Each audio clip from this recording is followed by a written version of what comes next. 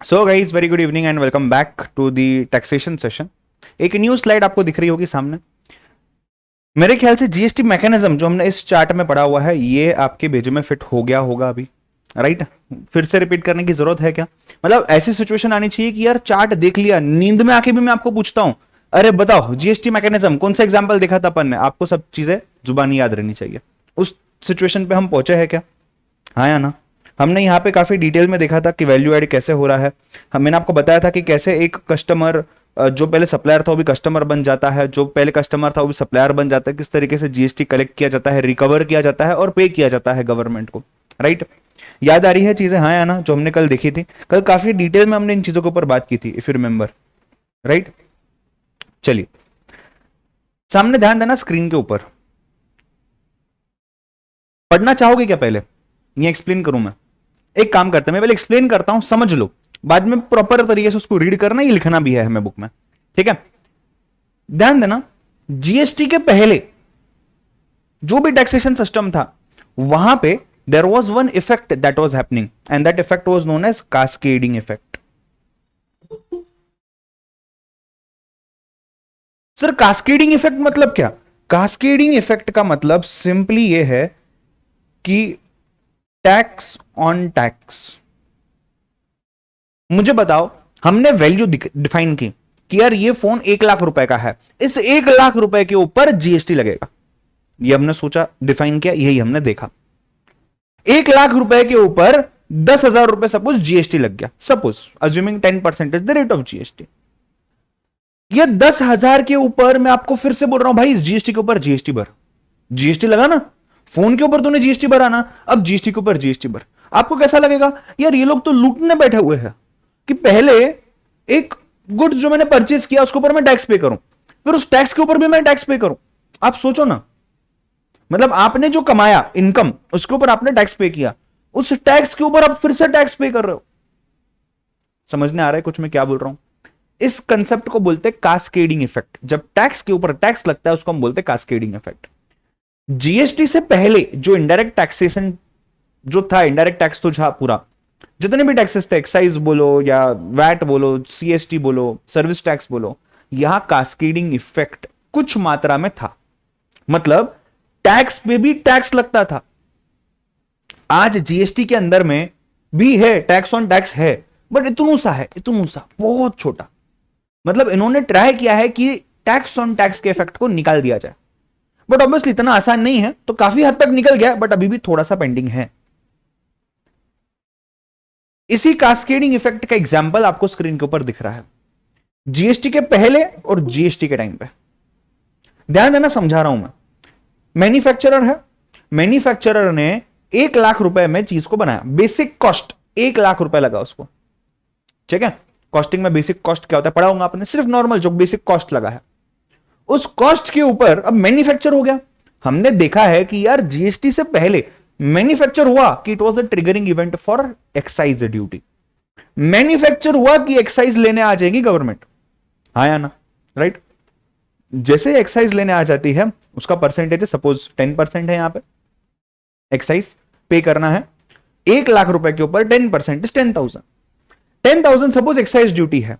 अब मैन्युफैक्चर करके संभाल के तो नहीं रखूंगा ना, उससे थोड़ी ना मुझे पैसा मिलेगा, बेचना पड़ेगा तब पैसा मिलेगा। देखा है हमने ये कंसेप्ट, राइट? मैंने बेच दिया, जैसे ही मैं बेचता हूं मुझे value added tax VAT government को देना पड़ेगा एट द रेट ऑफ से सपोज 10%। अब ये वैल्यू एडेड टैक्स जो है, इसके लिए ये किसके ऊपर कैलकुलेट किया जाएगा? Basic cost number 1, number 2 excise duty. क्यों, क्या, कैसे बताऊंगा, पहले समझो जो बोल रहा हूं। बेसिक कॉस्ट क्या है? 1 लाख, 10% एक्साइज ड्यूटी 10,000, टोटल कितना हुआ? 1,10,000। ये कुल मिला के बन जाता है basic cost for the purpose of VAT. VAT कितने पे लगेगा? 1,10,000 पे लगेगा। मुझे एक बात बताओ, 1 लाख रुपए आपका एक्चुअल कॉस्ट है, उसके ऊपर 10,000 टैक्स है। 1 लाख रुपए के ऊपर टैक्स लग चुका है, उस 10,000 के ऊपर भी आप टैक्स पे कर रहे हो। समझ लो क्या बात को? हाँ या ना? यहां अगर आप ध्यान से देखोगे, ये जो 1 लाख है, 1 लाख रुपीज जो है इंटू 10% एक्साइज कितना हो गया? 10,000। अब मुझे बताओ, आप जब वैट ले रहे हो तो आपने बेचा क्या है? ये 1 लाख रुपए का गुड्स, तो इसके ऊपर 10% आना चाहिए ना। इसके ऊपर 10% कितना है? 10,000। तो ये 10,000, यहां तो 11,000 है, ये 10,000 के ऊपर भी इंटू 10% आया है इज इक्वल टू 1,000, और ये 1,000 और ये 10,000 मिला के ये 11,000 आपको यहां दिख रहा है। समझ रहा है कुछ? हाँ या ना? मतलब सर हो क्या रहा है यहां पे, 1,00,000 के ऊपर पहले मैं एक्साइज भरूंगा, उसी 1,00,000 के ऊपर मैं वैट भरूंगा, ठीक है, जस्टिफाइड, मान्य, ठीक है। ये 10,000 जो हमने पे किया एक्साइज का, उसके ऊपर भी मैं 10% वैट भर रहा हूं, तो पागलपन है ना। मतलब मैंने टैक्स के ऊपर टैक्स पे किया। ये देखो, ये 10,000 रुपए वैट से कोई दिक्कत नहीं है, ये 10,000 रुपए एक्साइज से कोई दिक्कत नहीं, गवर्नमेंट ने बोल के लिया हुआ है।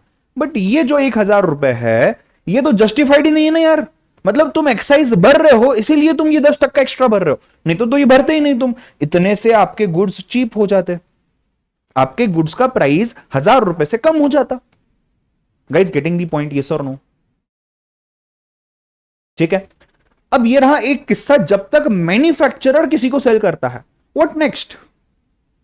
डिस्ट्रीब्यूटर या होलसेलर, रिटेलर, जो भी होगा। लड़कियां रिप्लाई कर रही है सिर्फ, लड़कियां, हाँ, बाकी लोग को समझा ही नहीं शायद। अजिंक्य, शोभित, हिमानीश, रजत, या आलसी हो तुम लोग, दोनों में से एक बात। हाँ चलो ध्यान दो, डिस्ट्रीब्यूटर, मुझे बताओ यहां पे ये 1,00,000 और ये 10,000, 1,10,000 के ऊपर आपने वैट कैलकुलेट किया। हमने कंसेप्ट देखा है input output, input GST, output GST. GST के पहले भी इनपुट वैट आउटपुट वैट हुआ करता था, same logic, output VAT on sales, input VAT on purchase, as simple as that. ध्यान देना, 1,00,000 बेसिक कॉस्ट, 10,000 एक्साइज ड्यूटी, कुल मिला के कितना अमाउंट है? 1,10,000। क्लियर है? डिस्ट्रीब्यूटर ने इतने में परचेज किया प्लस वैट। अब ये जो वैट होगा, ये वैट तो डिस्ट्रीब्यूटर के पास से लेकर के मैन्युफैक्चरर ने गवर्नमेंट को दे दिया। किसके नाम पे दिया? डिस्ट्रीब्यूटर के नाम पे। तो ये डिस्ट्रीब्यूटर के नाम पे 10,000 रुपए का वैट गवर्नमेंट के पास जमा है, ठीक है। इसने अपना मार्जिन ऐड किया से 20%, ये 20% आ गया, 22,000। टोटल कितना हो गया? 1,32,000। ये 1,32,000 इसका सेलिंग प्राइस, इसके ऊपर ये वैट लगाएगा। वैट कितना है? 10% है, तो 1,32,000 पे 10% इज 13,1200। कुल मिला के प्राइस कितनी हो गई? 1,45,200 कस्टमर के लिए, एंड कंज्यूमर के लिए। मुद्दे की बात देखो, समझना चीज को। मैन्युफैक्चरर, मुझे बताओ मैन्युफैक्चरर को एक्साइज में रजिस्टर करने की जरूरत है क्या? यस और नो में जवाब देना, हर इंसान जवाब देगा। मैन्युफैक्चरर को एक्साइज में रजिस्टर करने की जरूरत है क्या? जीएसटी से पहले की बात कर रहा हूं मैं। जैसे ही मैन्युफैक्चर होता है वैसे एक्साइज लगता है, तो अगर एक्साइज लगना है तो उसके लिए हमें एक्साइज में रजिस्टर करना पड़ेगा ना, तब जाके मैं एक्साइज के कैलकुलेशंस करूंगा, एक्साइज कलेक्ट करूंगा और गवर्नमेंट को पे करूंगा। तो एज अ मैन्युफैक्चरर क्या मेरे ऊपर एक्साइज लगेगा? हाँ या ना? चैट बॉक्स यूज करो, लाइव बैच वालों, सभी का आंसर चाहिए। लगेगा? क्लियर है यहां तक कंसेप्ट? सभी बोलो यस। मतलब एज अ मैन्युफैक्चरर मुझे एक्साइज कलेक्ट करना और पे करना, क्योंकि मैं मैन्युफैक्चर कर रहा हूं। जैसे ही मैन्युफैक्चर होता है मुझे एक्साइज पे करना होता है। कंसेप्ट क्लियर है? राइट नाउ मुझे बताओ एज अ डिस्ट्रीब्यूटर, यस और नो में जवाब देना। हाँ right. As a distributor, as a distributor मुझे बात बताओ, एज अ डिस्ट्रीब्यूटर मेरा काम क्या है? यहां से परचेस कर, अपना पैसा जोड़, कमीशन लगा, यहां पे बेच दे। ले लो, परचेस करो, पैसा जमाओ, उसके ऊपर अपना प्रॉफिट डालो, बेच दो, बस इतना ही काम है मेरा। क्या मुझे एक्साइज लगेगा? यस और नो? सर वगैरह मत लिखो, वाई या एन प्रेस करो, वाई मतलब यस, एन मतलब नो, सिंपल। लगेगा नहीं लगेगा? नहीं लगेगा। क्लियर है? क्यों नहीं लगेगा? बिकॉज मैं मैन्युफैक्चर कर ही नहीं रहा हूं। अगर मैं मैन्युफैक्चर करूंगा तो ही मुझे एक्साइज लगेगा। अब मेरा दूसरा सवाल, और दो क्वेश्चन है। क्या एज अ मैन्युफैक्चरर मुझे वैट लगेगा या नहीं लगेगा? वैट या सीएसटी जो भी, क्या मुझे वैट लगेगा या नहीं लगेगा? यस और no? As a manufacturer, as a manufacturer yes लगेगा। क्यों लगेगा? क्योंकि मैं मैन्युफैक्चर करने में बेचूंगा ना, बेचूंगा तब तो पैसा आएगा। तो जब मैं बेचूंगा उस समय पे मुझे गवर्नमेंट को वैट देना है। कंसेप्ट क्लियर है? यस।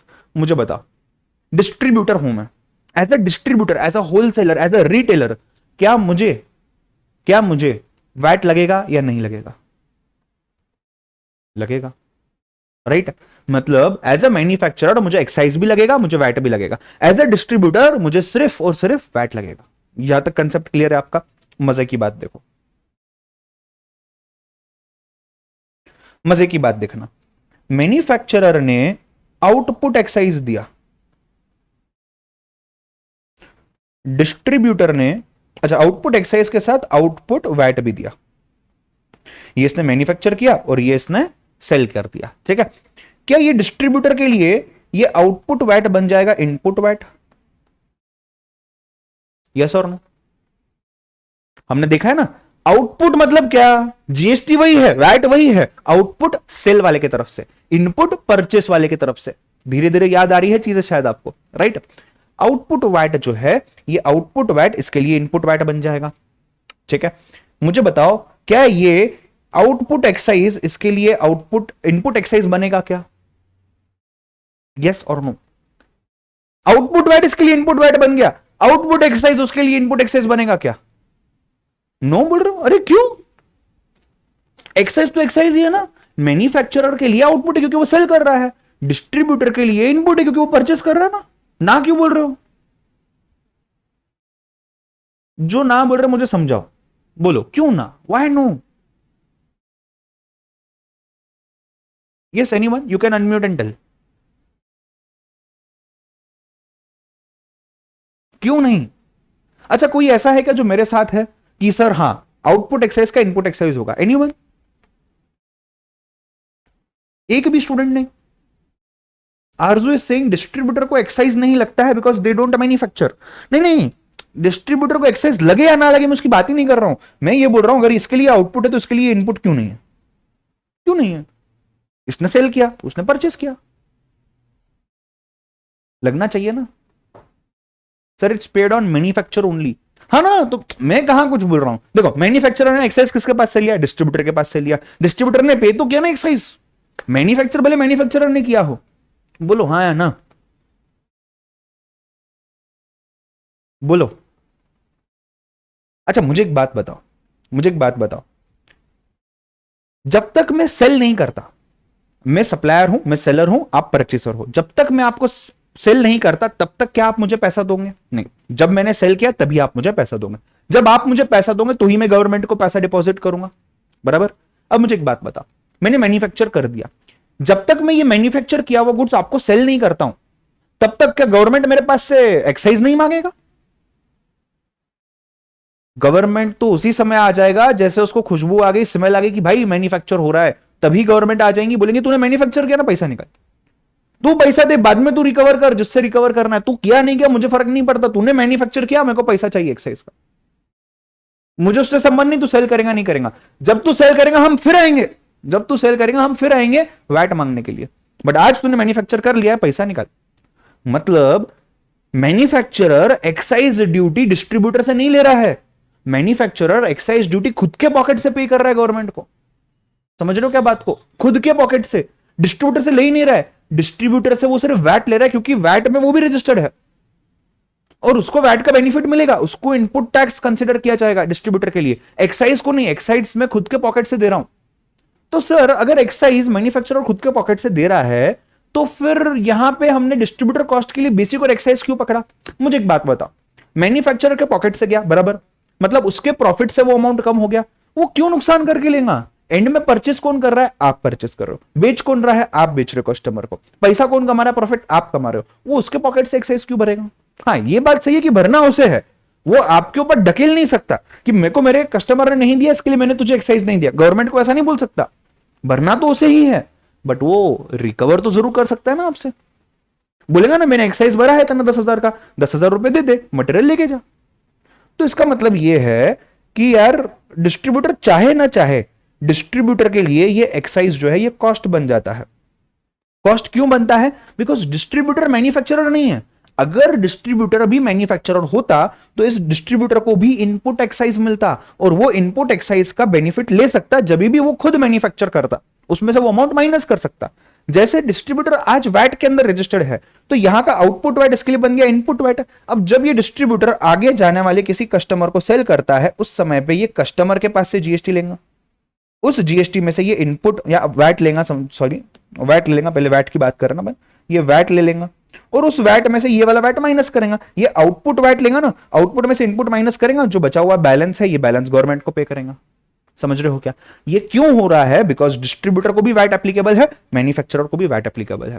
पहले क्या होता था जीएसटी के पहले, एक्साइज तो सिर्फ मैन्युफैक्चरर को एप्लीकेबल है, डिस्ट्रीब्यूटर को तो एप्लीकेबल ही नहीं है। बट डिस्ट्रीब्यूटर के पास से ही पैसा जाएगा ना एक्साइज के लिए, देगा ये गवर्नमेंट को, जिम्मेदारी इसकी है गवर्नमेंट को देने की, इसके पास से लेके देने की नहीं है। बट ये खुद अपने पॉकेट से क्यों निकालेगा? ये तो कॉस्ट में ऐड कर देगा ना, ये बोलेगा 10,000 मुझे टैक्स भरना पड़ा, वो भी मैं कॉस्ट में ऐड करूंगा और उसके बाद मैं पैसा लूंगा, तो ये कॉस्ट बन जाता है डिस्ट्रीब्यूटर के लिए। क्यों? क्योंकि डिस्ट्रीब्यूटर मैन्युफैक्चरर नहीं है, डिस्ट्रीब्यूटर एक्साइज में रजिस्टर्ड नहीं है, देयरफॉर वो उसका बेनिफिट नहीं ले सकता। हाँ, डिस्ट्रीब्यूटर वैट में रजिस्टर्ड है, वो वैट का बेनिफिट ले सकता है। समझ रहे हो बात को? हाँ या ना? क्या ये कंसेप्ट सभी को समझा है? मुझे बताओ हाँ या ना। एक दो स्टूडेंट्स को समझा, 3 4 5 6 7 8। आरजू आपके डाउट पे आता हूं, 9 10 11। ठीक है चलो, आ रहे हैं रिप्लाई, समझा है सबको? आरजू बोलो, डाउट बोलो, यू कैन आस्क। सर, अगर डिस्ट्रीब्यूटर कस्टमर से जब पैसे वसूल करेगा तो विल ही जो उसने 10,000 रुपए मतलब जो एक्साइज के लिए दिया दिए हैं। डिस्ट्रीब्यूटर, क्या वो डिस्ट्रीब्यूटर कस्टमर पे भी 10,000 रुपए लगाएगा? देखो ना, देखो क्या है, अगर मैं इनपुट नहीं ले सकता हूं किसी चीज का तो मेरा कॉस्ट बन जाता है। क्यों? क्योंकि मुझे बेनिफिट नहीं लेते आएगा, मैं उसको माइनस नहीं कर सकता हूं, मैं वैट को माइनस कर सकता हूं। मुझे बताओ डिस्ट्रीब्यूटर ने अपना कॉस्ट कितना पकड़ा? 1,21,000 पकड़ा या 1,10,000 पकड़ा? ये एग्जांपल में 1,10,000 पकड़ा, 1,21,000 दिया ना उसने एक्चुअल में, बट उसको पता है कि ये जो मैंने 11,000 दिए हैं ना, इसका मुझे बेनिफिट मिलेगा। ये 11,000 मेरे ही नाम पे मैन्युफैक्चरर ने गवर्नमेंट के पास डिपॉजिट किए हैं, और वो 11,000 रुपए मुझे मिलेंगे जब मैं गवर्नमेंट के पास मेरे कस्टमर का पैसा लेके जाऊंगा। यानी कि ये 13,200 जब मैं मेरे कस्टमर का पैसा गवर्नमेंट के पास लेके जाऊंगा डिपॉजिट करने के लिए, तब गवर्नमेंट मुझे वो 11,000 रुपए का बेनिफिट दे देगा। मतलब 13,200 माइनस 11,000, बचे हुए 2,200 मुझे सिर्फ गवर्नमेंट को देने हैं।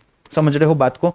तो ये बचा हुआ जो 10,000 है, ये मुझे बेनिफिट नहीं मिलेगा, ये तो मेरा कॉस्ट है। बेनिफिट मिलता अगर मैं भी मैन्युफैक्चरर होता, तो अगर मैं भी मेरे कस्टमर से एक्साइज ले सकता तो मुझे भी इसका इनपुट एक्साइज मिल जाता। बट मैं तो सिर्फ डिस्ट्रीब्यूटर हूं, मेरा काम परचेस करना और सेल करना है, मेरा काम मैन्युफैक्चर करना है ही नहीं। अगर मेरा काम मैन्युफैक्चर करना होता तो उस केस में ये 10,000 का बेनिफिट भी मैं ले पाता। तो इस केस में ये 10,000 मेरा कॉस्ट बन गया, इसमें से 1,00,000 रुपए का आपका गुड्स है, 10,000 रुपीज का आपका एक्साइज है। समझ रहे हो बात को? उसके ऊपर उसने मार्जिन ऐड किया अपना। इसका मतलब क्या हुआ? इसने 10,000 रुपए एक्साइज के अपने कस्टमर से खरीदे, अपने कस्टमर से रिकवर किए, अपना मार्जिन ऐड किया।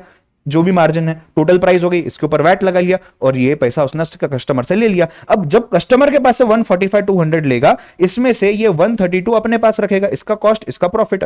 बचे हुए 13,200 इसके लिए आउटपुट वैट हो गया है। ये आउटपुट वैट ये गवर्नमेंट को जाएगा, बट गवर्नमेंट बोलेंगी भाई 11,000 तूने ऑलरेडी दिए हुए है, इसका इनपुट वैट माइनस कर ले और बचे हुए 2,200 दे दे। इतना पैसा ये जाके गवर्नमेंट को पेड करेगा, पेड वैट। समझा सभी को क्या कहने की कोशिश कर रहा हूं मैं?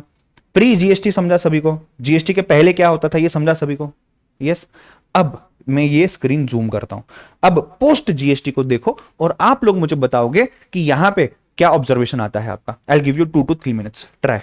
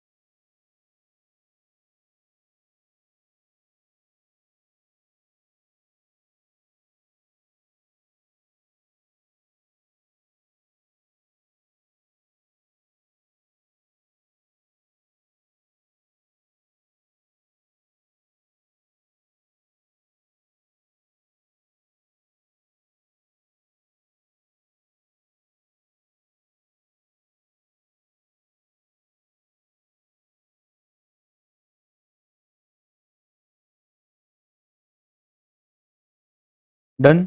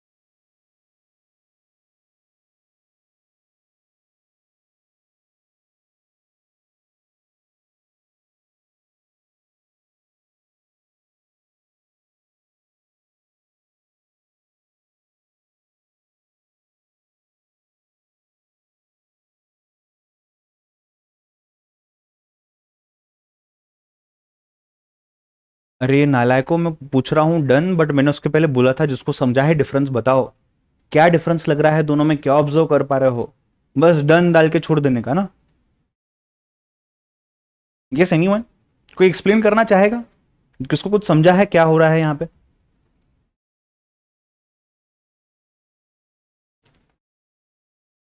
ना तो बोलो कम से कम।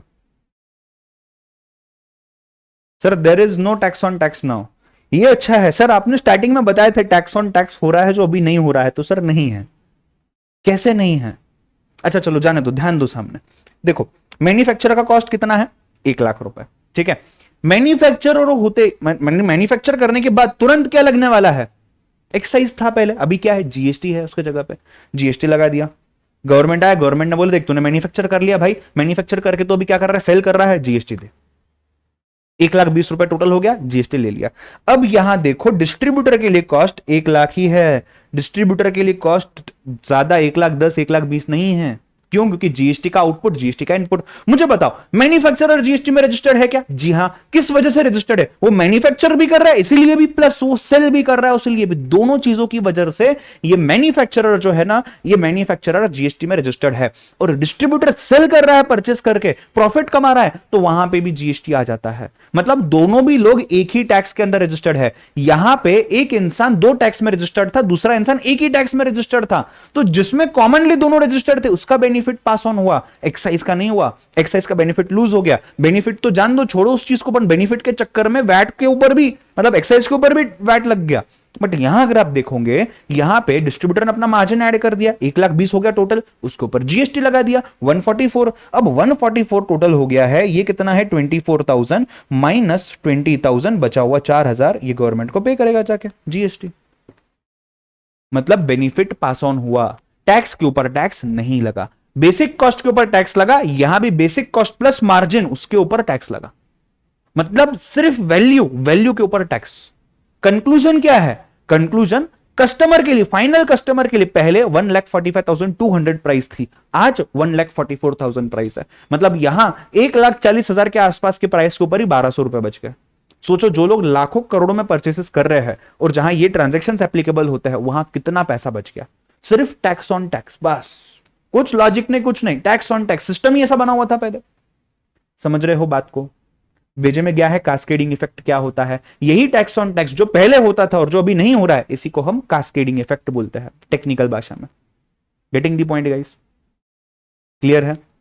चलो अच्छा, मैं यहां पे आज वो समरी बुक की बात करेंगे। पहले तो मेरे दिमाग से कल निकल गया था। दूसरी चीज मैं बोलना चाहूंगा, जो लोग फाउंडेशन पढ़े हुए हैं उनको तो ठीक है चलो पता है, बट जो लोग इंटरमीडिएट में पहली बार मुझसे पढ़ रहे हो, प्लीज बी फ्रैंक, एकदम फ्री रहो।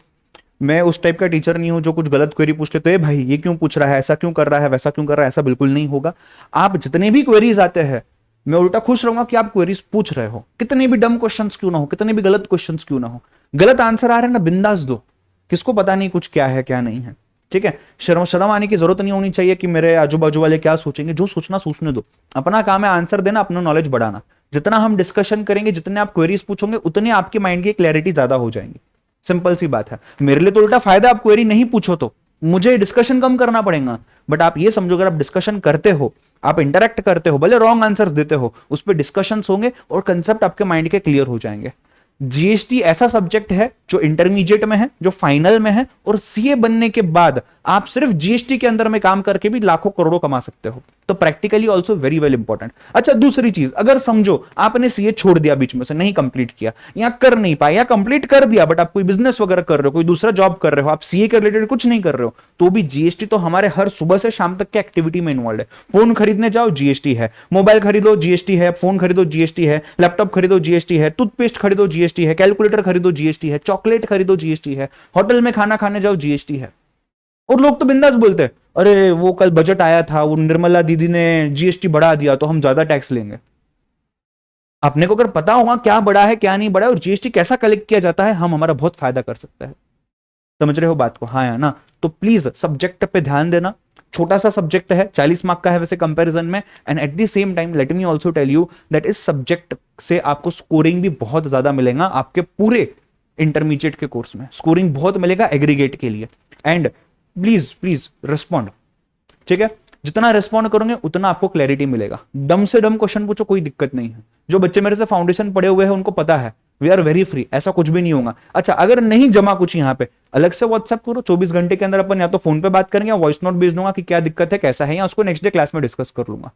अगर किसी को लगता है ना मेरा नाम नहीं आना चाहिए कि मुझे नहीं पता एक्सेट्रा एक्सेट्रा, वो भी कर सकता है, but do clear out your queries. अगर अभी की क्वेरी आप पूरे सेशंस कंप्लीट होने के बाद 75th लेक्चर में पूछते हो ना, मैं आपको बता दूं, मैं आपको अगर समझाने की कोशिश भी करूंगा ना, तब आप आधी चीजें नहीं समझ पाओगे, बिकॉज इतनी सारी चीजें माइंड में आ गई है, इतनी सारी चीजें माइंड में आ गई है, right. There is a process called as learn, unlearn and relearn. मैं आपको बताता हूं, ये ना आप में से हर स्टूडेंट ने रियलाइज किया होगा। क्या बोल रहा हूं मैं? Learn, unlearn and relearn. मैं इस चीज में मानता हूं बहुत ज्यादा, उसकी रीजन बताता हूं आपको। अभी सपोज अपन लर्निंग कर रहे हैं, ठीक है, हम चीजों को समझ रहे हैं, हमने मैकेनिज्म समझा, हमने कास्केडिंग इफेक्ट समझा, हमने काफी सारी चीजें समझी। अब यहां पे से चीजें हम समझ ही रहे थे, तो यहां पे एक कोई तो चीज है जो आपको नहीं समझी है, आपने क्लियर नहीं किया, चलो बाद में देखेंगे। अब इसके बाद आपने आगे की लर्निंग कंटिन्यू रखी, आप आगे पढ़ते ही जा रहे हो, पढ़ते ही जा रहे हो, पढ़ते ही जा रहे हो। अगर ये गलत समझा और इसके डिपेंडेंट में ये सब चीजें हैं, तो वो सब चीजें भी आपने गलत समझी है, या आपको वो प्रॉपर तरीके से याद नहीं आएगी एग्जाम में। अब इसका सोल्यूशन क्या है? ये जो भी पार्ट है ना, ये पूरा अनलर्न करना पड़ेगा, वापस इसके पास आना पड़ेगा, इसको रिपेयर करना पड़ेगा, जो गलत समझा उसको रीलर्न करना पड़ेगा, और ये पढ़ने बाद वापस ये पढ़ना पड़ेगा। And let me tell you guys, ये इस वजह से बहुत सारे स्टूडेंट्स इंटरमीडिएट में फेल होते हैं, बहुत सारे स्टूडेंट्स, सिर्फ इसी वजह से। बिकॉज जब तक हमें पता चले कि यार ये गलत पढ़ लिया था और इसकी वजह से ये भी गलत हो गया है और ये हमें सब रीलर्न करना पड़ेगा, तब तक एग्जाम हो जाता है, फिर उसके लिए दूसरा अटेम्प्ट लग जाता है। तो इसके लिए जो चीज जहां डाउट है वहीं के वहीं क्लियर करो, टीचर को आगे बढ़ने नहीं देने का। नहीं सर रुको, ये समझाओ, ये नहीं समझा सर, वापस समझाओ, सर मैं बहुत डम है, वापस समझाओ, तीसरी बार समझाओ सर, कोई दिक्कत नहीं है। कोई स्पेसिफिक डाउट है पूछ लो, शर्म आ रही है अकेले में पूछो, बट पूछो एंड क्लियर करो चीजों को, ठीक है। चलो मैं ये सामने दिखाता हूं, आप इसको अगर नोट डाउन करते हो तो बहुत अच्छी बात हो जाएगी, बिकॉज ये सेम चीज हमें बहुत बार काम आने वाली है। यहाँ पे ये भी अगर आपको लिखना है तो भी मैं स्क्रॉल करता हूं, ये वाला पार्ट भी आपको लिखना है तो भी मैं स्क्रॉल करता हूं। ये कंप्लीट होने के बाद मैं समरी बुक के ऊपर बात करूंगा, उसके बाद हम इसके कुछ नोट्स लिखेंगे और आगे बढ़ेंगे। जो भी अभी तक समझाया है सबको क्लियर है? लर्न रीलर्न वाला कंसेप्ट भी क्लियर है सभी को? यस और नो? चलो गो अहेड। कोई डाउट है पूछ लो, मैं यही हूं।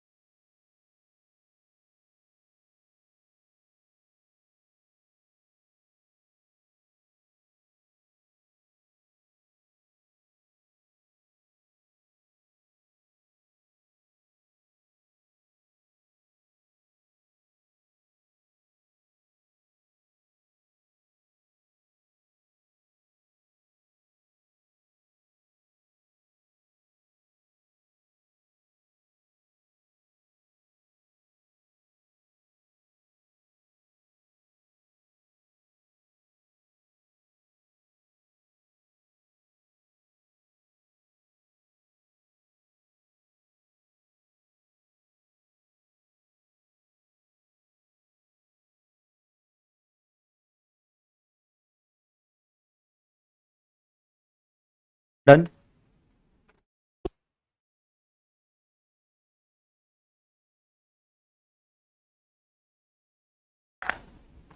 हेलो हेलो, लिख लो आराम से, कोई दिक्कत नहीं है। मैं डन पूछ रहा हूं तो जरूरी नहीं है हाँ ही बोलना है, नहीं हुआ है तो ना बोलना है, टाइम लेना है और लिखना है अच्छे से।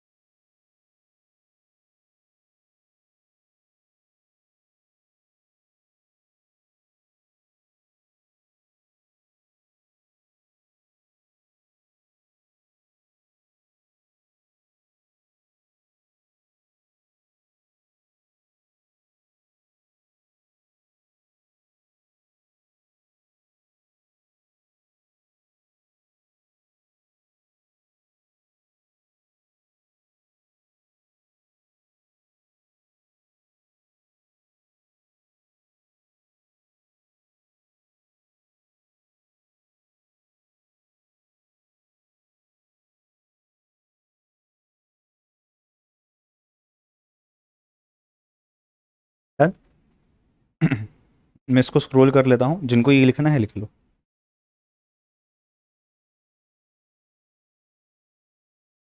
एक चीज हमेशा याद रखना, आपने पैसे भरे हैं, फीस भरी है, जो आईसीआई के पास, कोचिंग क्लास के पास, जिसके पास भी, चीजें समझने के लिए भरी है, एग्जाम में पास होने के लिए जो भी कंटेंट रिलेवेंट है वो आपको मिलना चाहिए, उसके लिए भरी है। जब तक आपको चीज क्लियर नहीं होती है, आपने उस चीज को छोड़ना नहीं है। ठीक है, चलो ये हो गया हो तो आगे बढ़ते हैं।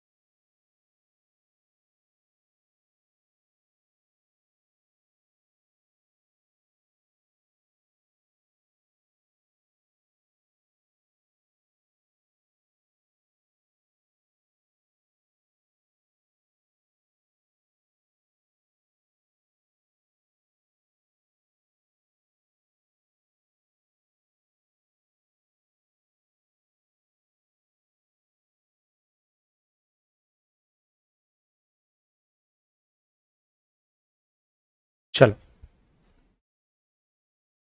2 मिनट के लिए ध्यान देना, समरी बुक और क्लास वर्क बुक, इन दोनों चीजों को समझ लेता है, and then let us resume with the content. सिर्फ ध्यान देना, लिखना मत, स्क्रीनशॉट ले लेना बाद में। पहली चीज, आपका जो क्लास वर्क कम होमवर्क, राइट, बचपन में अपन क्लास वर्क होमवर्क बोलते थे, जो भी, ये बुक आपकी एक ही रहेगी। ये मेन बुक है, मैं इसको मेन बुक बोलूंगा। ठीक है, this is your main book. You need to prepare a summary book. जो मेन बुक है आपकी, ये लगभग 200 पेज के आसपास जाएंगी, सपोज उतना कंटेंट हमें मिलने वाला है लिखने के लिए। समरी बुक आपकी not more than 50 pages, 50 pages के अंदर समरी बुक होनी चाहिए। इसके अलावा अपने पास आईसीईआई का मॉड्यूल, या सीएमए वालों के लिए आईसीएमआई का मॉड्यूल, प्लस इसके अलावा मेरे नोट्स भी होंगे आपके पास। ये तो सब एडिशनल रेफरेंस। ठीक है, मेनली ये और ये चीज काम की आएगी। अगर एग्जाम में पास होना है, ये मेरे पर्सनल एक्सपीरियंस है, प्लस जो स्टूडेंट्स को मैंने पढ़ाया हुआ है उनके फीडबैक के हिसाब से बोल रहा हूं, अगर आपको पास होना है तो ये एक बहुत इंपॉर्टेंट टूल है। अगर ये टूल आपने प्रॉपर से बनाया, ये यूज तो एग्जाम के पहले होगा, अगर बनाया आपने प्रॉपरली, एग्जाम के पहले विद इन नो टाइम आप चीजों को रिवाइज कर पाओगे और एग्जाम में आपका परफॉर्मेंस उतना इंप्रूव होगा। ठीक है, ये कितना अच्छे से बनता है नहीं बनता है फर्क नहीं है, ये कितना अच्छे से कवर होता कवर नहीं होता फर्क नहीं पड़ता। Summary book is very important. ठीक है, नाउ सी, क्लास में जो भी हम डिस्कस कर रहे हैं, या जो भी मैं आपको नोट करने के लिए दे रहा हूं कि इसको नोट कर लो, इसको लिख लो, ये सब आपने आपके मेन बुक में लिखना है। कुछ होमवर्क अगर मैं दे रहा हूं, आपने इसमें करके आना है। आपको अगर अलग से लगता है कि ये सर ने मुझे लिखने नहीं कहा बट मुझे लिखना है, आप अपने हिसाब से सेल्फ नोट्स लिख लो वहीं साइड में। ठीक है, जो भी स्टूडेंट्स को डेकोरेशन करने नहीं आता बुक में, कि कलर्स वगैरह नहीं यूज करना चाहते हो, एक सिंगल कलर का हाइलाइटर ले लो, एक सिंगल कलर का हाइलाइटर। सपोज आप अगर ब्लैक पेन यूज करते हो लिखने के लिए, ठीक है, आपके पास एक येलो ग्रीन कलर का एक हाइलाइटर रखो, नॉर्मल वाला, ऐसे टाइप का कोई हाइलाइटर, ये टाइप का कोई हाइलाइटर एक आपने अपने पास रखना है। उसके साथ साथ आपने एक अलग कलर की पेन रखनी है, कोई भी, रेड कलर ले लो, ब्लू ले लो, या ग्रीन ले लो, कोई भी कलर की। ये किस लिए, जो मार्जिन होते हैं ना, अपने बुक के मार्जिन होते हैं, उन मार्जिन में अगर कोई इंपॉर्टेंट चीज है कि ये पूरे पेज में ना सबसे इंपॉर्टेंट चीज ये वाली थी जो मैंने लिखी है, उसको मार्जिन में शॉर्टकट में लिख के रखने का, मार्जिन में लिख के उसको स्टार मार्क करने का, और जो मेन पेज है आपका वहां पे जाके आपने स्टार मार्क कर लेना कि इसकी चीज मैंने यहां पे मार्क की हुई है। तो जब आप ये पढ़ोगे जो इंपॉर्टेंट है, बुक्स खोले हैं, पेजेस पलटने हैं, बस फटाफट फटाफट, तो मार्जिन देख लेने का, ऊपर वाला मार्जिन या साइड वाला मार्जिन या नीचे वाला मार्जिन, जो भी, वो देख लेने का। और वो देखते समय आपको दिखा कि यार ये याद नहीं आ रहा यार ये क्या है, उधर स्टार मार्क किया हुआ है, नीचे भी स्टार मार्क किया हुआ है, आके नीचे चेक कर लो। ठीक है, अब ये तो आप लिखोगे अलग कलर के पेन से। अगर आपको लगता है कि बहुत बड़ी चीजें लिखने के लिए मैं काम करता हूं, वहीं के वहीं मार्क कर लेता हूं, आप हाइलाइटर यूज करके मार्क कर लो। तो मार्क करना है तो हाइलाइटर यूज करना है, उसको शॉर्ट में लिखना है, या कोई इंपॉर्टेंट एकदम इंपॉर्टेंट चीज है ऊपर जाके लिख लेना उसको। ठीक है, जब भी आप नॉर्मल बुक में जो भी चीजें लिखते हो, suppose if this is your page for example, यहां थोड़ी सी मार्जिन छोड़ी हुई है, राइट, यहां थोड़ी सी मार्जिन छोड़ी हुई है, मैं इन मार्जिन का यूज क्या करना है वो तो आपको बताया हूं, नीचे तो बहुत कम मार्जिन छोड़ी हुई है। मैं हर बार सजेस्ट करता हूं स्टूडेंट्स को कि आपने मार्जिन के ऊपर यहां 2-3 लाइन छोड़ने हैं, ऐसे ही छोड़ने हैं, ऊपर भी 1-2 लाइन छोड़ दो। कल जाके अगर आपको लगता है कि उस पर्टिकुलर कंसेप्ट की ही रिलेटेड कोई तो चीज है, मुझे पेज नंबर का रेफरेंस देना है, वहां कुछ ऐड करना है, या जब आप खुद से पढ़ोगे वहां आपको सिंपल लैंग्वेज में, हिंदी में, मराठी में, आपकी मदर टंग में कुछ लिखना है, आपके पास जगह होना जरूरी है। ठीक है, तो आपका जो पेज है जितना आपको दिया गया है ना, उससे 2 लाइन आप कम यूज करोगे, 1-2 लाइन ऊपर छोड़ दो, 1-2 लाइन नीचे छोड़ दो, हमेशा कंपलसरी। ठीक है, अच्छा, इसके अलावा अगर आपको आदत है बचपन से पेज नंबर्स लिखने की नोटबुक में और उसकी इंडेक्स बनाने की, ये भी मैं रिकमेंड करता हूं, बिकॉज जब आपको value of supply topic suppose पढ़ना है, वहां पे जाओ, वैल्यू ऑफ सप्लाई देखो, जाके देख लो, ज्यादा टाइम नहीं लगता, रोज का रोज नंबर डालते जाने का, इंडेक्स फिलअप करते जाने का, इफ पॉसिबल, नहीं किया तो भी आपके ऊपर कोई दिक्कत नहीं है। बट ये मार्जिन वाला पॉइंट जो मैंने कहा, ये कंपलसरी फॉलो करना है। होमवर्क वाला पॉइंट जो मैंने कहा, कंपलसरी फॉलो करना है। क्वेश्चन आंसर जब हम सॉल्व करेंगे, बीट डिस्क्रिप्टिव और बीट न्यूमेरिकल्स, कुछ जगह पे मैं आपको बोलूंगा ये एग्जाम में पहले आया था, ये हर बार आता है, ये इंपॉर्टेंट है, आपने जाके मार्क कर लेना है, यहां हाइलाइटर से हाईलाइट करना है क्वेश्चन को। कहीं कोई एडजस्टमेंट है जहां पता है कि मेरी हर बार गलती हो रही है, यहां सर बोल रहे हैं कि ये एडजस्टमेंट बहुत इंपॉर्टेंट है, यहां बच्चों की गलती होती है, वहां पे हाईलाइट कर लेने का, ये एडजस्टमेंट मेरे को एग्जाम के पहले देखनी है जाके। ठीक है, so that is one more point that you need to compulsorily take care of, इतना करना ही करना है। अब सर ये आप बोल तो रहे हो, बट प्रैक्टिकली कैसे करना मुझे नहीं समझ रहा है, उसका सोल्यूशन एक ही है, स्टार्टिंग के पहले 2-3 चैप्टर्स, अभी मे बी आज तो 4th लेक्चर है आई गेस, लेट 7-8 लेक्चर्स गो, आपने जो भी मेंटेन किया है फोटो खींचो, एक पीडीएफ फाइल में मुझे भेजो, मैं इंडिविजुअली गो थ्रू करूंगा सभी का, और क्लास में कॉमन डिस्कशन लूंगा कि कहां कहां गलतियां हो रही है, क्या क्या करना चाहिए, जिसका सबसे बेस्ट लगा मैं यहां आपको दिखा दूंगा कि इस तरीके से आप आइडियली लिख सकते हो। ठीक है, तो ये तो हो गया क्लास की चीज। अब सबसे इंपॉर्टेंट आता है समरी बुक। समरी बुक सिर्फ 50 पेजेस का होना चाहिए, लगभग 10 चैप्टर है हमारे बुक में, आपने एक चैप्टर को not more than 2 to 3 pages देने हैं। आपका समरी बुक तभी बनेगा जब आपका वो मेन चैप्टर जिसकी आप समरी बनाने हो वो मेन बुक में हो चुका है, मतलब आपके पास आपका लेक्चर हो जाना चाहिए, आपका मेन बुक में खुद लिख करके हो जाना चाहिए, जो भी मैंने लिखा है, जो भी आप लिखना चाहते हो। आईसीएआई का मॉड्यूल जो हम साथ में देखेंगे, अगर हम नहीं देख रहे हैं कहीं जगह पे, आपने खुद से देखना है एक बार, जो मेरे नोट्स है वो भी हम यहां रेफर करेंगे, अगर कुछ रह जाता है आपने देखना है पहले, भले मैं आगे डिस्कस करूंगा, आपने देखना है। इन शॉर्ट प्री रिक्विजिट्स बता रहा हूं, लेक्चर होना चाहिए, मेन बुक होना चाहिए, आईसीएआई मॉड्यूल होना चाहिए, मेरे नोट्स होने चाहिए, चारों चीजें होने के बाद ही उस चैप्टर का समरी बुक बनेगा, अदरवाइज समरी बना के मतलब नहीं है। ठीक है, मतलब आपको पूरा नॉलेज उस चैप्टर के बारे में, तभी आप उसको 2 से 3 पेज में फिट कर पाओगे। Now please pay attention, sir summary book इतना इंपॉर्टेंट है तो सर आप क्यों नहीं बना के देते? मैंने समरी बुक बनाया है, वो आपको मिल जाएगा, बट हर स्टूडेंट का दिमाग अलग अलग होता है। कहीं जो कोई एक कंसेप्ट महक को समझो बहुत पसंद आता होगा, आरजू को नहीं आता होगा। अच्छा, कोई एक चीज मुझे बहुत इंपॉर्टेंट लग रही होगी बिकॉज एग्जाम्स में आई है, बट आपको लग रहा है नहीं ये पक्का नहीं आएगा, तो आपको उस हिसाब से जाना है, कोई दिक्कत नहीं है। Each and every student has a different mindset, has a different approach, has a different strength, has a different weakness. I want you to make the summary book as per your स्वॉट analysis. इसलिए मैं बोल रहा हूं ये student अगर खुद बनाता है ना तो बहुत जरूरी है, बहुत अच्छा हो जाता है, बिकॉज स्टूडेंट अपने हिसाब से उसको रिवाइज कर सकता है। राइट, तो एंड में जो मैं मैराथन सेशन लूंगा, जिस मैराथन सेशन में 5-6 घंटे में पूरा जीएसटी हम पढ़ने वाले हैं, वो हम समरी बुक में से ही पढ़ेंगे जो मैंने बनाई है, उसमें से हम पढ़ेंगे। But at the same time अगर आपकी बुक तब तक रेडी रहती है, आप उसी में वहां पे चेंजेस कर सकते हो, उसी को रिफर कर सकते हो, वहीं एडिशंस डिलीशंस कर सकते हो, you can finalise it. Right, and believe me, exam के पहले 1000 पेजेस पढ़ना बहुत डिफिकल्ट है, बट एग्जाम के पहले 50 पेज तो आप 3-3, 4-4 बार भी पढ़ सकते हो, वेरी इजी।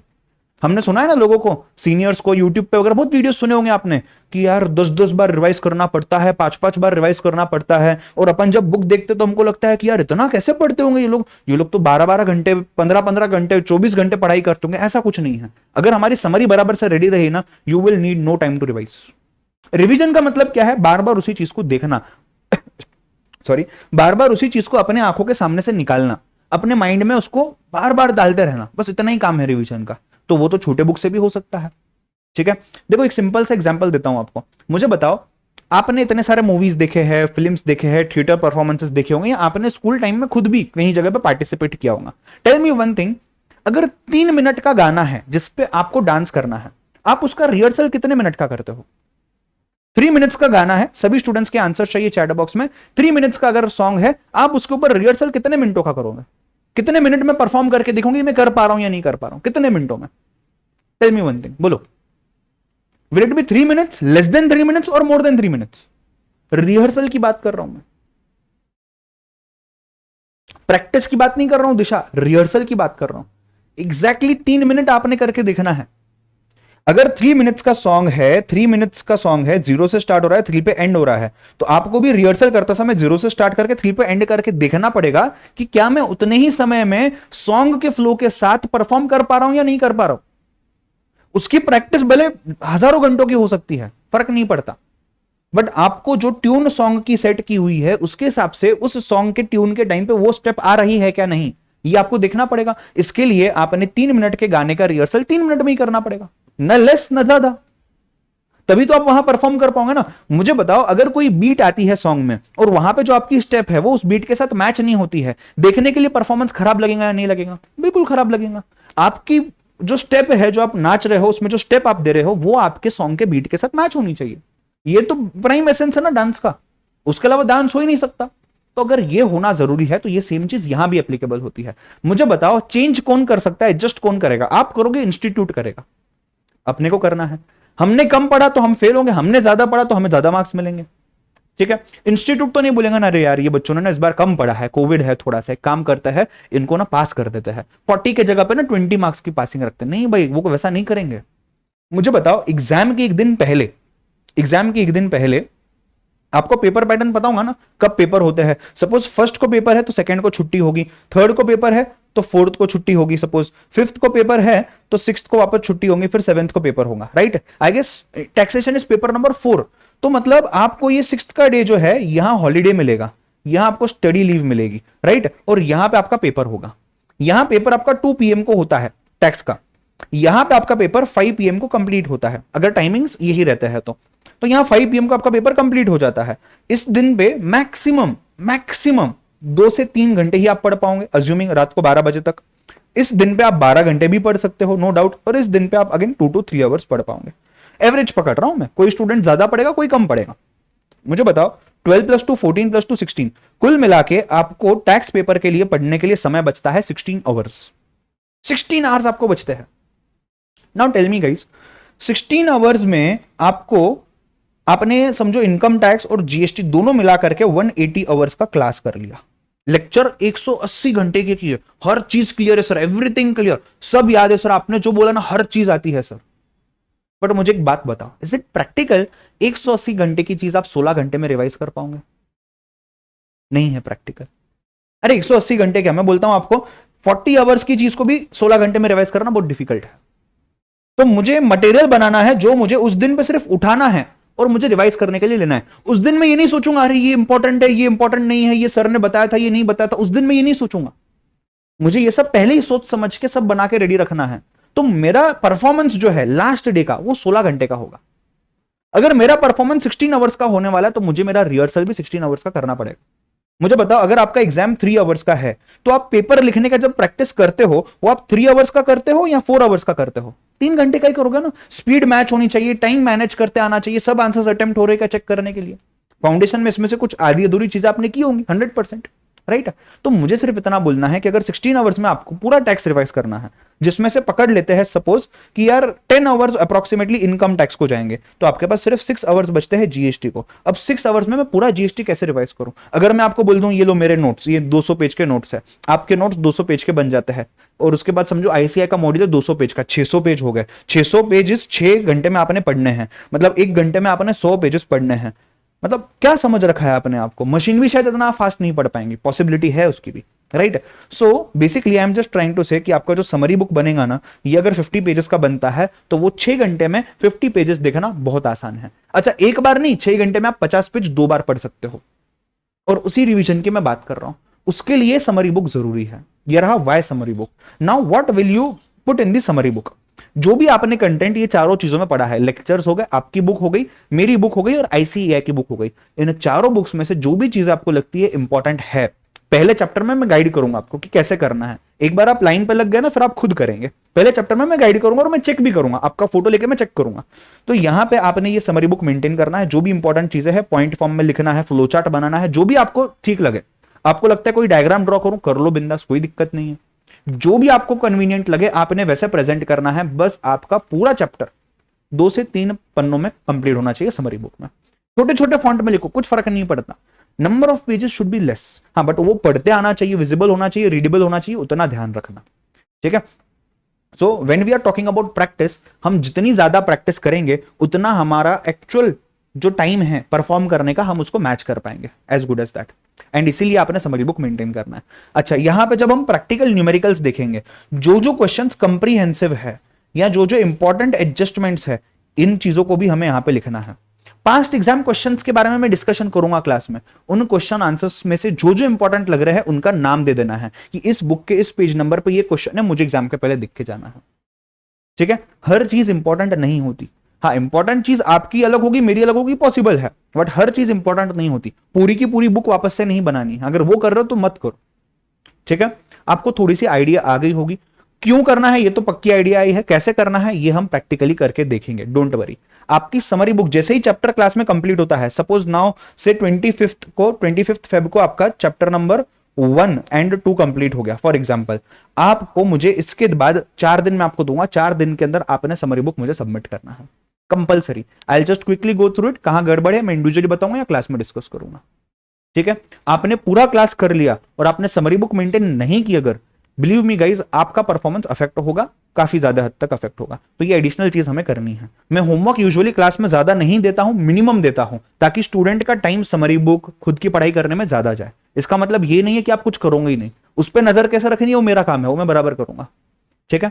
कंसेप्ट क्लियर है सभी को? Can I get a yes और नो और थम्स अप? क्या लगता है आपको, जितना मैंने बताया करके तो आप देखोगे, बट क्या लगता है समरी बुक काम का होगा?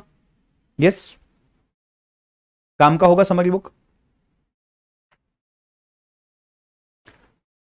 आजरू बोल रहा हूं, आरजू बोल रही है कि यार ये स्टार का पॉइंट वापस से बताओ। देखो, मैं सिर्फ इतना ही कहना चाह रहा हूं, जो आपका मेन बुक होगा जिसमें आप अभी शायद लिख रहे होगे, उस बुक में मार्जिन में आपने शॉर्ट शॉर्ट में आपके पॉइंट्स लिखने हैं। अगर आपको लगता है कि ये पेज पे सबसे इंपॉर्टेंट वाला ये वाला पॉइंट है, उसको ऊपर लिख दो शॉर्ट शॉर्ट में एकदम, मतलब अगर यहां 1 सेंटेंस है तो वहां 1 वर्ड लिख दो और उसको ना स्टार मार्क कर दो, और नीचे जिस पॉइंट का आपने पॉइंट बनाया उसको भी स्टार मार्क कर दो। तो आप जब पेजेस पलटी करोगे या आप जब आपकी समरी बनाओगे, तब आप सिर्फ मार्जिन में जाके देखोगे, और आपको अगर लगता है कि यार ये मुझे कुछ याद नहीं आ रहा, तो वो स्टार लिखा हुआ है आपने, बस स्टार पे जाके आपने मेन बुक में आपके चेक कर लेना कि एग्जैक्टली क्या किया हुआ है, ठीक है।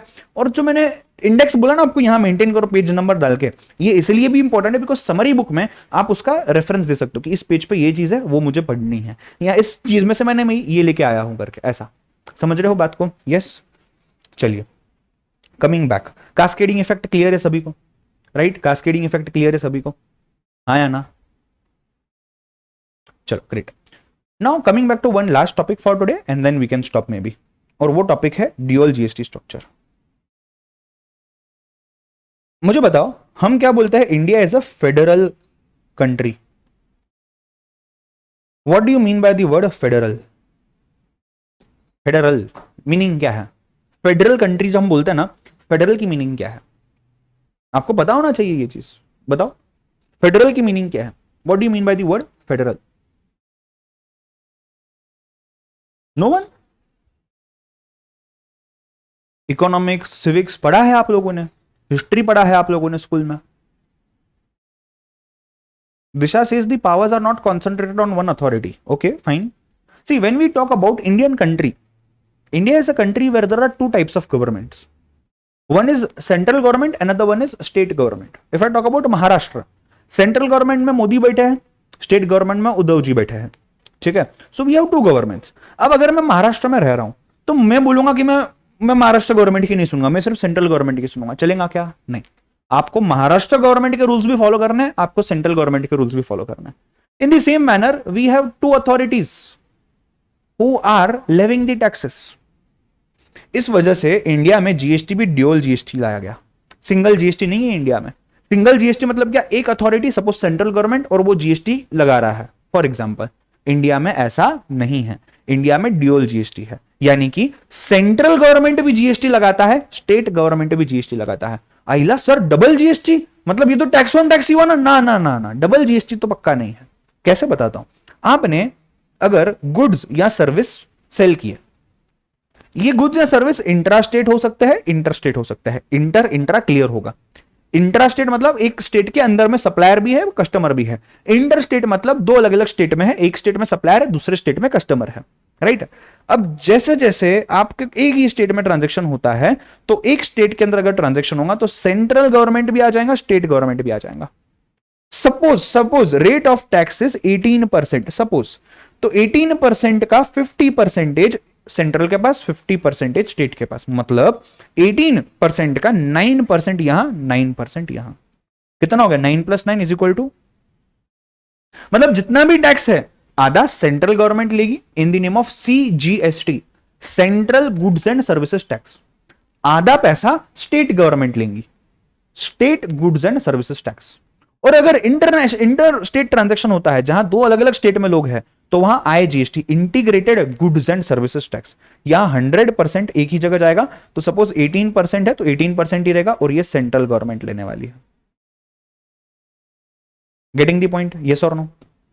तो India is a federal country, इसीलिए इंडिया में ड्यूअल GST स्ट्रक्चर है, यानी कि सेंट्रल गवर्नमेंट भी पिक्चर में है, स्टेट गवर्नमेंट भी पिक्चर में है। इंट्रा स्टेट ट्रांजैक्शन होगा तो जो भी आपका टैक्स रेवेन्यू 50% सेंटर के पास जाएगा, 50% स्टेट के पास जाएगा। अगर दो स्टेट के बीच में ट्रांजैक्शन है तो दोनों स्टेट गए साइड में, सेंट्रल गवर्नमेंट आके पूरा पैसा 100% लेके जाएगा, वो खुद बाकी दोनों स्टेट्स में बांटेगा जाके बाद में। कंसेप्ट क्लियर है सभी को ड्यूअल GST स्ट्रक्चर का? फटाफट से नोट डाउन, क्वेरी है तो पूछो, स्टॉप करेंगे इसके बाद।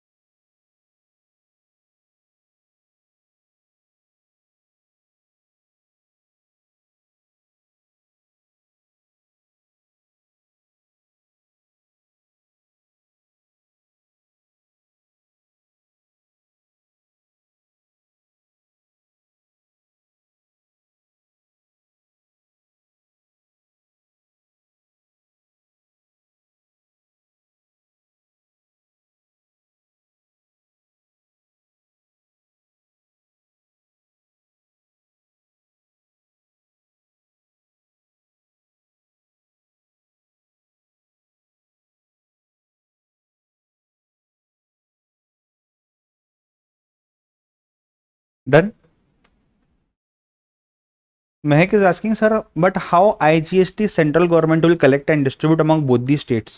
It should be given to the state where consumer is there ना, as GST is a consumption based tax. नहीं agreed, मैं बात कर रहा हूं कलेक्ट कौन करेगा?